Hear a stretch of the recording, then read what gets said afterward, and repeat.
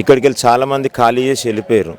అంటే చిన్నపిల్లలకు అస్తమా, దగ్గు, వాళ్ళకు సైనస్ అటువంటి ప్రాబ్లమ్స్, పెద్దవాళ్ళకు ఊపిరితిత్తులు ఖరాబ్ అవ్వడు, దగ్గుదాం, అంటే ఎవరు వాళ్ళ ప్రమేయం లేకుండానే స్మోకింగ్ చేసినట్టు అయిపోతుంది ఈ పొగతోని.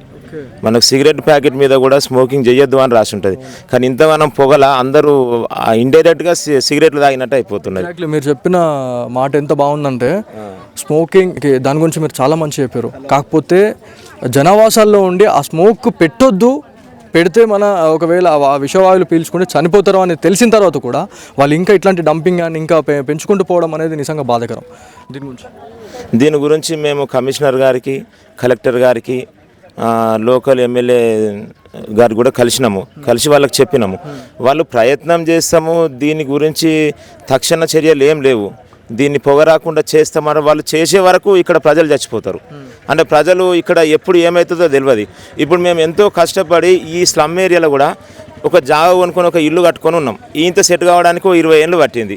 ఇప్పుడు మా తల్లిదండ్రులు కానీ మా పిల్లలు కానీ వాళ్ళకి ఏమన్నా అయితే కనీసము హాస్పిటల్ ఖర్చులు కూడా పెట్టుకునే పరిస్థితి ఉన్నది ఇక్కడ. అంతో ఇంతో ఇప్పుడు సెట్ అయినామనుకుంటే ఇప్పుడు డంపింగ్ యార్డ్ బాధ ఉన్నది ఇక్కడ రీసైక్లింగ్ అనేది నామమాత్రంగానే తీసుకొచ్చి ఆ మిషన్స్ పెట్టారు, భారీ మిషన్స్ పెట్టారు. దానికి వచ్చే నిధులు ఏవైతే ఉంటాయో అవి కూడా ఒక పక్కదారిలో పోయేటట్టు చేసారు కొంతమంది అని చెప్పేసి కూడా చెప్పడం జరిగింది. ఇది నిజమేనంటారా? సార్ చేస్తున్నాము అంటారు, వచ్చింది అంటారు, అది వాళ్ళు చెప్పింది రావడానికి నెలల టైం పడుతుంది, ఆ వచ్చింది ఫిడ్ చేయడానికి సంవత్సరాలు పడుతుంది. అసలు ఈ రీసైక్లింగ్ అనేది జరిగిందా ఇన్ని సంవత్సరాలు? అంటే జరిగింది అంటే మేము బండ్లు ఆపి ధర్నా చేసినప్పుడల్లా ఒక వారం 10 రోజులు ఏదో సుట్టపు సూపు వచ్చి చేసిపోయినట్టు ఒక వారం 10 రోజులు పనులు చేస్తారు, మళ్ళీ బంద్ చేస్తారు. అక్కడ తర్వాత మళ్ళీ ఒకటే కాదు, ఎండాకాలం పొగ, వర్షాకాలం చలికాలం విపరీతమైన దుర్వాసన, అసలు దమ్ము తీసుకోలేకపోతున్నాం. అంటే వీళ్ళకు అంటే ప్రజల ప్రాణాల మీద లెక్కలేదు. అంటే డంపింగ్ యార్డ్ ఉన్నది అక్కడ ఉండే 60 డివిజన్ల నుంచి డంపింగ్ చెత్త తీసుకొచ్చి ఇక్కడ పడేస్తున్నాం. అంతవరకే వాళ్ళు చేతులు దులుపుకుంటారు. ఇక్కడ ఉన్న వాళ్ళ ప్రాణాలు కాదు, వీళ్ళు మనుషులా కాదా అన్న విషయం ఎవరు గమనిస్తలేరు. ఇంకొక విషయం, నేను ఇక్కడికి వచ్చినాక మాట్లాడితే చాలా మంది చెప్తా ఉన్నారు, ఇక్కడ ఈ రోడ్ ఏదైతే ఉందో ఈ రోడ్ పైన కూడా ఒక టార్గెట్ లాగా నడుస్తూ ఉంది. అంటే వాళ్ళకు ఒక టైం పీరియడ్ అనేది ఉంటుంది. ఆ వెహికల్స్ ఏవైతే ఉంటాయో చాలా అతివేగంగా వచ్చి వేరే వాళ్ళని హిట్ చేయడం జరుగుతూ ఉంది, గుద్దేసి కూడా పోయినారు. ఆ వెహికల్స్ చూస్తే మీకు అర్థమవుతుంది, మున్సిపల్ వెహికల్స్ చూడండి అన్న, అన్ని యాక్సిడెంట్ వెహికల్సే ఉంటాయి అవి. ఎందుకంటే అంత టార్గెట్ ఉంటుంది కాబట్టి వీళ్ళు ఇట్లాంటి యాక్సిడెంట్లకు పాల్పడుతూ ఉన్నారు, యాక్సిడెంట్స్కి గురవుతూ ఉన్నారు అని చెప్తా ఉన్నారు. ఈ టార్గెట్ ఏంది, ఇంతమంది ఇట్లా ఇంజూర్ కావడం జరిగింది? దీని గురించి చాలా మంది కూడా అంటే వాళ్ళు తాగి వస్తారు, డ్రైవర్లు ర్యాష్ డ్రైవింగ్ చేస్తారు.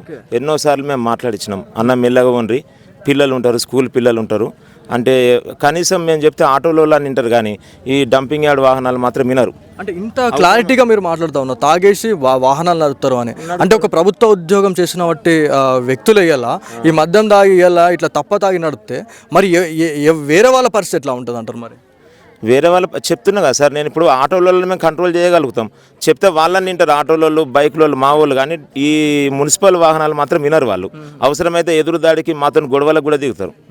చెప్పినంత మాత్రం నేను సుట్టపు చూపుగా వచ్చి ఆడ ఏదో పనులు చేస్తున్నాము, బయోమైనింగ్ చేస్తున్నాము, ఏదో మట్టి వేరు చేస్తున్నాము, చెత్త వేరు చేస్తున్నాము, తడి చెత్త పొడి చెత్త అంటారు. అదో వారం రోజులు, నెల 10 రోజులు నడుస్తుంది, మళ్ళీ తర్వాత మళ్ళీ యథాతథిగా ఉంటుంది, అంతే యథావిధంగా ఉంటుంది. ఇప్పుడు ఈ ధర్నా ఏదైతే ఉందో ఇది ఇవాళ నుంచి స్టార్ట్ చేయడం జరిగింది. ఎన్ని రోజులు అంటే ఈ పరిష్కారం వచ్చే వరకు ఇది ఇంతే ఉంటుందా, లేకపోతే ఇలా వేసేసి మరి పక్కకు జరుగుతారేమన్నా? మేము ఇక్కడ నుంచి జరగాలంటే మాకు శాశ్వత పరిష్కారం కావాలని చూస్తున్నాం. డంపింగ్ యార్డ్ తీసేయాలని మేము డిమాండ్ చేస్తున్నాం. ఎవరు రావాలనుకుంటున్నారు మీరు ఇక్కడికి? మాకు డంపింగ్ యార్డ్ తీయాలంటే పై అధికారులు ఎవరు స్పందించినా కానీ ఇక్కడికి వెళ్ళి డంపింగ్ యార్డ్ తీసేసే పరిస్థితి ఉంటే బాగుంటుంది. ఇది మొత్తానికి మీ డిమాండ్స్ అయితే ఇది అని అంటున్నారు, అంతేనా? ఇక్కడ మహిళలు వాళ్ళతో కూడా మీరు మాట్లాడేరా? మరి ఏం డిసిషన్ తీసుకున్నారు మీరు వాళ్ళతో కూడా? వాళ్ళతో ఇప్పుడు మేము ఇప్పుడు కమిషనర్ దగ్గరకు ఇప్పుడే వచ్చినాము, వాళ్ళతో మాట్లాడి దాని గురించి ఏం చేయాలని డిసైడ్ చేస్తాం. ధర్నా విరమించుకుంటున్నారా లేకపోతే ఏమైనా క్లారిటీ ఏమైనా ఉందా? ధర్నా విరమించుకొని లేదు, ఎమ్మెల్యే ఉన్నాడు, ఎమ్మెల్యే గారి దగ్గరికి పోతాం. ఇప్పుడు వాడిని ఏమంటాడు, ఆయన కూడా మేనిఫెస్టోలో పెట్టిండు, ఆయన ఏమంటాడు, ఆయన కూడా మేము కలుసుకోవాలా. ఇప్పుడు ఎందుకంటే మనిషి ఆయన కూడా మాకు వాగ్దానం ఇచ్చిండు, ఆయన కూడా మేము కలవాలి కదా. ఓకే, సో మేనిఫెస్టోలో క్లియర్గా రాసింది ఉందా? అంటే మీకు వాగ్దానం ఏమైనా ఇచ్చిన పరిస్థితి ఏమైనా ఉందా? అంటే డంపింగ్ యార్డ్ని ఇక్కడ నుంచి తీసేసి వేరే దగ్గర పంపిస్తాం, అంటే చేంజ్ చేస్తామని చెప్పేసి మీకు ఏమైనా వాగ్దానం చేశారా ఎమ్మెల్యే గారు? ఎమ్మెల్యే గారు ఏం చెప్పిందంటే దీన్ని శాశ్వతంగా పరిష్కారం అయ్యేది నేను చేస్తా. అంటే హామీ ఇచ్చిర్రా, ఇయ్యలేదా? హామీ ఇచ్చి మేనిఫెస్టోలో పెట్టిండు, మేనిఫెస్టో పేరు పెట్టినవి కూడా ఉన్నాయి మా దగ్గర పాపులెన్స్ విన్నావా ఆల్రెడీ పెట్టిండు ఆయన ఆల్రెడీ పెట్టిండు అది విన్నా అందుకోసం ఇప్పుడు ఆయన దగ్గరకు పోవాలి ఇప్పుడు ఆయన ఇప్పుడు మాకు ప్రజలతో ఎన్నుకునే మనిషి ఇప్పుడు ఆయన దగ్గరికి మేము పోవాలి కదా కంపల్సరీ పోవాలా ఆయన ఏం చేస్తాడో చూస్తాం భాజపాతో మాట్లాడాల్సిందే హామీ ఇచ్చారు కాబట్టి మీకు నెరవేర్చాల్సిందే కంపల్సరీ పోతాము మాట్లాడతాము ఆయన ఏం చెప్తాడు దాని మీదకి మేము డిసైడ్ చేస్తాం సో ఇది మొత్తానికి ఎవరిని అడిగినా కూడా ఇవాళ ఎంతమంది ఒక్కసారి మీరు ప్లానింగ్ చేసి చూస్తే దాదాపు ఒకరితో మొదలైనటువంటి ఇలా ధర్నా ఇలా దాదాపు 200 మంది ఇవాళ ఇక్కడ ఈ ధర్నా అయితే చేస్తూ ఉన్నారని చెప్తా ఉన్నారు. ఏదేమైనప్పటికీ నిన్న జరిగినటువంటి ఇన్సిడెంట్ గురించి మాట్లాడుకుంటే చాలా వరకు కూడా ఇబ్బంది పడుతూ ఉన్నారు. ఇలా నిన్న జరిగినటువంటి ఇష్యూ గురించి మాట్లాడుకుంటే బ్రీతింగ్ అందక చాలామంది అస్వస్థతకు గురైన తర్వాత జీజేహెచ్కి అయితే పంపించినారు. అక్కడ ట్రీట్మెంట్ తీసుకున్న తర్వాత వాళ్ళైతే వచ్చినారు. వాళ్ళతో కూడా మనం మాట్లాడినాం. సో ఒక్కొక్కరి వర్షన్ ఒక్కొక్క రకంగా అయితే ఉంది. ఇక్కడ